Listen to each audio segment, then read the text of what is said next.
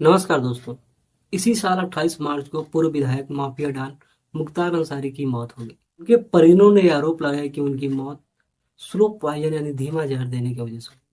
लेकिन बायोप्सी की रिपोर्ट के अनुसार ये पता चला कि उनकी मौत का कारण कार्डियक अरेस्ट यानी कि हार्ट अटैक है। दोस्तों, हम इस वीडियो में जानेंगे कि स्लो पॉइजन होता क्या है और ये हमारे बॉडी पे किस तरीके से इम्पैक्ट डालता है और हमारी बॉडी के इंटरनल पार्ट को धीरे धीरे कैसे डैमेज कर देता है। दोस्तों, स्लो पॉइजन तो होता तो कुछ भी नहीं है, लेकिन हमारी जिंदगी की गाड़ी को ये इतना स्लो कर देता है, फिर हमारी जिंदगी की गाड़ी दोबारा पटरी पे आ ही नहीं सकती। कहने का मतलब ये है दोस्तों कि कोई भी इंसान या फिर किसी भी इंसान को स्लो पॉइजन दे दिया जाता है तो फिर उसका बचना नामुमकिन हो जाता है। दोस्तों, कहा जाता है कि स्टेट पॉइजन, जिसे आप फास्ट पॉइजन कहते हो, जो पॉइजन कुछ घंटों में ही हमें खत्म कर देते हैं, उनसे बचना तो मुमकिन है। लेकिन जो ये स्लो पॉइजन होते हैं ना, एक बार गले के नीचे उतर गए तो इनसे बचना लगभग लगभग नामुमकिन हो जाता है। बहुत ही रेयर केस में 1-2% चांस होता है बचने का दोस्तों। अभी अगर सही सही डॉक्टर को मालूम पड़ जाए कि ये कौन सा केमिकल दिया गया है, कौन सा पॉइजन दिया गया है, तब दोस्तों हम इस वीडियो में जानेंगे कि कौन कौन ऐसे एलिमेंट हैं और केमिकल हैं जो स्लो पॉइजन के रूप में काम करते हैं। दोस्तों, स्लो पॉइजन को जानने से पहले थोड़ा सा हम स्ट्रेट पॉइजन यानी जिसे आप फास्ट पॉइजन कहते हो, जो पॉइजन जो जहर कुछ घंटों में ही हमें खत्म कर देते हैं, उनके बारे में जानने की कोशिश करेंगे ताकि हमें स्लो पॉइजन को जानने में थोड़ा सा मदद मिल सके। सुसाइडल अटेम्प्ट में सबसे ज्यादा अगर किसी पॉइजन का इस्तेमाल होता है ना दोस्तों, तो है जिंक फास्फाइड, जिसे हम बोलते हैं चूहे मारने की दवा, या फिर एल्युमिनियम फास्फाइड, जिसे हम सल्फास बोलते हैं। दोस्तों, ये जो जहर होते हैं ना, वैसे तो ये जहरीले नहीं होते हैं और तब तक जहरीले नहीं होते हैं जब तक कि आपके गले के नीचे उतरे ना। दोस्तों, कहने का मतलब ये है कि जब ये हमारे पेट में जाएंगे ना, तब ये जहर पैदा करेंगे। देखते हैं कैसे। दोस्तों, आप जानते हो जो कुछ भी हम खाते पीते हैं वो हमारे स्टमक में जाता है, हमारे पेट में जाता है, और हमारे पेट में होता है दोस्तों हाइड्रोक्लोरिक एसिड, जिसे हम बोलते हैं HCl यानी हाइड्रोजन क्लोराइड। दोस्तों, इसका काम होता है हमारे भोजन को पचाना, हमारे भोजन को डाइजेस्ट करना। दोस्तों, हम जैसे ही जिंक फास्फाइड यानी चूहे मारने की दवा या फिर सल्फास को खाते हैं, ये हमारे पेट में जाने के बाद दोस्तों हाइड्रोक्लोरिक एसिड के साथ बहुत तेजी से हाइड्रोलाइज होने लगता है। कहने का मतलब है कि बहुत तेजी से रिएक्शन करने लगता है, और रिएक्शन करने के बाद दोस्तों बनाता है ये फास्फीन गैस। और जो दोस्तों ये फास्फीन गैस होती है ना, ये होती है बहुत जहरीली, और कुछ ही समय में ये आपके ब्लड वेसल में जाके आपके ब्लड के साथ घुलने लगती है, आपके खून में घुलने लगती है, मिलने लगती है, आपके खून को इन्फेक्ट करती है। उस दोस्तों, आपको मालूम होगा कि जो भी जहर हो, यदि आपके ब्लड में अगर चला गया ना, फिर आपकी बॉडी के सारे इंटरनल पार्ट को जिंदा रहने के लिए हमें ब्लड की जरूरत होती है। चाहे आपका किडनी हो, लीवर हो, लंग्स हो, या फिर हार्ट हो। दोस्तों, इसीलिए जो भी जहर होते हैं, यदि हमारे ब्लड के साथ अगर रिएक्शन करते हैं, तो हमारे बॉडी के हर एक पार्ट को एक साथ ही अफेक्ट करने लगते हैं। इसीलिए दोस्तों ये जो जहर होते हैं बहुत कम समय लेते हैं हमको मारने में। लेकिन स्लो पॉइजन में दोस्तों बिल्कुल उल्टा है। इसके बाद जो आता है साइनाइड की गोली, आप सुने होंगे। अगर दिलजिले मूवी देखे होंगे आप, तो अजय देवगन का एक डायलॉग जरूर आपको याद आ रहा होगा। उसमें अजय देवगन बोलता है कि साका इतना बुजदिल नहीं है कि साइनाइड की गोलियां खाकर अपनी अपनी जान को दे दे। दोस्तों, मैं उसी साइनाइड की बात कर रहा हूँ। ये भी बहुत ही जहरीला होता है, और हाइड्रोजन साइनाइड का नाम आप सुने होंगे दोस्तों। इसका इस्तेमाल करके हिटलर ने नरसंहार को अंजाम दिया था। दोस्तों, इस घटना पे हम कभी डिटेल्स में बात करेंगे। इसके साथ साथ दोस्तों आता है जो फास्ट पॉइजन में, स्टेट पॉइजन में, यानी जो पॉइजन कुछ घंटों में ही हमें खत्म करने की कोशिश करते हैं, वो है मरकरी सल्फाइड, SGS, जिसे हम वर्वेलियन बोलते हैं। सिंदूर दोस्तों, लाल सीसा, दोस्तों ये भी जहरीला होता है। इसीलिए आप जब देखते होंगे घरों में, यदि महिलाओं से कुछ अनबन होती है तो सिंदूर उंदूर खाने के बारे में ज़्यादा सोचती है, क्योंकि वो पॉइजनस होता है, टॉक्सिक होता है, वो जहरीला होता है। दोस्तों, अब आते हैं हम अपनी मेन टॉपिक पे, जिसके लिए आप अभी तक इंतजार कर रहे हो, स्लो पॉइजन। दोस्तों, स्लो पॉइजन कैसे काम करता है, इसको जानने से पहले हम उन उन एलिमेंट को जान लें जो स्लो पॉइजन के रूप में काम करते हैं। पहले नंबर पे आता है ना मेरे लिस्ट में, वो है थैलियम। दोस्तों, थैलियम एक बहुत ही सॉफ्ट टाइप की चीज होती है। उसका रंग ग्रे कलर का होता है, लेकिन जैसे ही ये एयर के संपर्क में आती है ना दोस्तों, जैसे ही हवा लगती है इसका कलर उड़ जाता है, ये रंगहीन हो जाता है, ये कलरलेस हो जाता है। इसके साथ साथ दोस्तों ये टेस्टलेस होता है, इसका कोई अपना स्वाद ही नहीं होता है। यही सारी खूबियां हैं दोस्तों इसकी, कि ये किसी के खाने में मिला के दिया जा सकता है और कोई जान भी नहीं पाएगा। और दोस्तों इसकी नहीं, जितने भी स्लो पॉइजन है ज्यादातर उनकी यही खूबियां है, कोई पहचान ही नहीं पाता है कि उनके खाने में क्या मिलाया गया है। दोस्तों मैं 2-3 केस मैं आपको बता दूं था। एक केस था, एक लड़की थी, वो अपने पति के साथ नहीं रहना चाहती थी, वो अपने प्रेमी के साथ रहना चाहती थी। अपनी सास को थैलियम दे दिया, उसकी सास मर गई।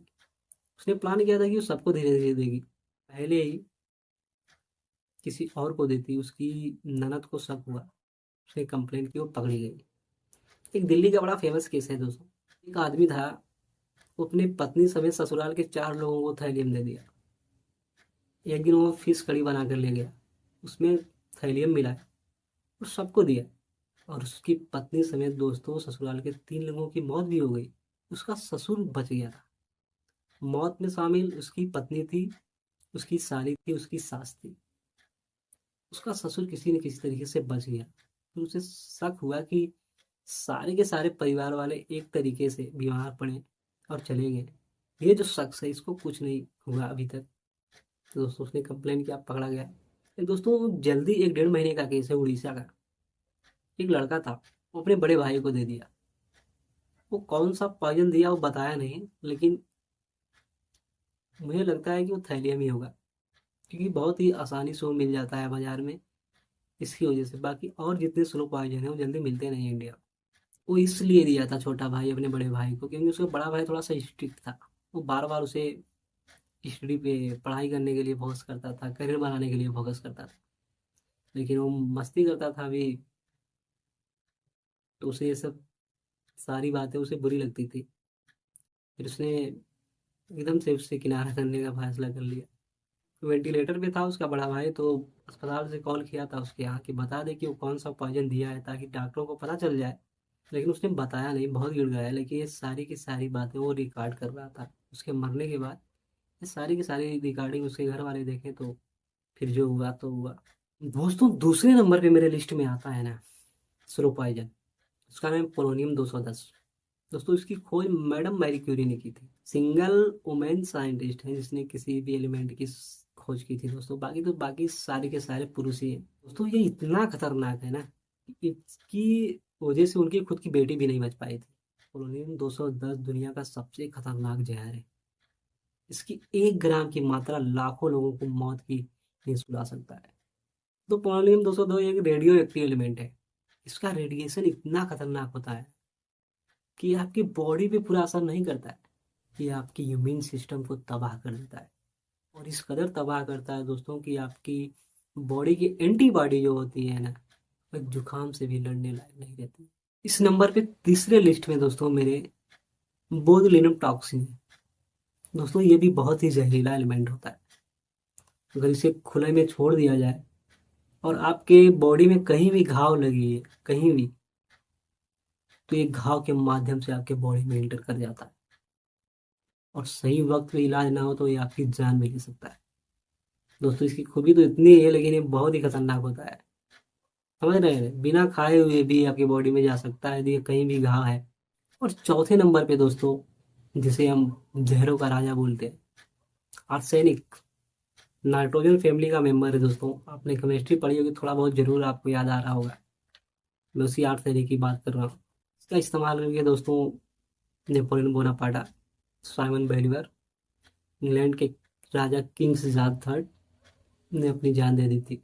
तो इस लिस्ट में मेरे सबसे आखिरी नंबर पे, वैसे तो बहुत होते हैं, अफ्रीका और यूरोप में पाए जाने वाला एक पौधा है जिसे हम हेमलॉक ट्री बोलते हैं दोस्तों।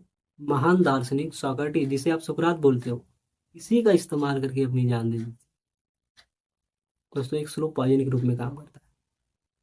दोस्तों हम तो जान गए कि ये एलिमेंट होते हैं जो स्लो पॉइजन के रूप में काम करते हैं, लेकिन अब स्लो पॉइजन कैसे काम करते हैं हमारे शरीर में जाके, इसको हम थोड़ा देख लेते हैं।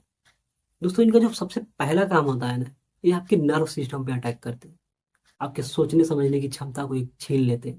कहा जाता है कि कोई भी इंसिडेंट या फिर कोई भी बीमारी का जो तीसरा अटैक होता है ना, वो बहुत ही खतरनाक होता है। कहा जाता है कि ये अंतिम भी होता है उस इंसान का। और आप सुनते भी होंगे अपने घरों में कि हार्ट अटैक या फिर पैरालिसिस अगर एक बार दो बार, तीसरे अटैक में छोड़ती नहीं है, वो आपकी जान ही लेकर मार। लेकिन दोस्तों सिर्फ पॉइजन का दूसरा ही अटैक ना खत्म कर सकता है। दोस्तों इसका दूसरा अटैक बहुत ही खतरनाक होता है। इसका दूसरा अटैक आपके मांसपेशियों पे होता है, आपके मसल्स पे होता है। और दोस्तों वो जैसे ही आपके मसल पे अटैक करता है ना, फिर आपकी बॉडी को इतना ही कमजोर कर देता है कि आपको लगेगा ना कि आपकी बॉडी में कुछ है ही नहीं। जैसे लगेगा कि आपकी बॉडी में सिर्फ और सिर्फ जान बची है, रूह बची है, बाकी पूरी की पूरी शरीर एक डब्बा है। ये स्लो पॉइजन होते हैं ना, इसीलिए ये टाइम लेते हैं। ये धीरे धीरे आपके बॉडी के पार्ट को खराब करते हैं। लेकिन ये दोस्तों जितना भी टाइम लेता है ना, ये आपकी जो मौत होती है उतनी पेनफुल होती है, दर्दनाक होती है, बहुत ही तड़प होती है इसमें। कोई भी इंसान सुसाइड करने के लिए स्लो स्लो पॉइजन का इस्तेमाल नहीं कर सकता। कौन चाहेगा कि तड़प तड़प के मरे और महीने डेढ़ महीने में मरे? कोई चाहेगा? 15-20 दिन, महीने डेढ़ महीने ले लेता है दोस्तों ये। इसीलिए कोई सुसाइड करने के लिए इसका इस्तेमाल नहीं करता है। अपराधी लोग करते हैं अपराध करने के लिए, उनको कोई शक भी ना हो और इंसान धीरे धीरे चला भी जाए। तो यही सारी खूबियां हैं स्लो पॉइजन की, स्टेट पॉइजन से बहुत ही अलग है। अच्छी लगी हो तो लाइक शेयर कमेंट जरूर करिएगा। और हमारे चैनल पे अगर अभी तक आप नए हो तो चैनल को सब्सक्राइब भी कर लीजिए।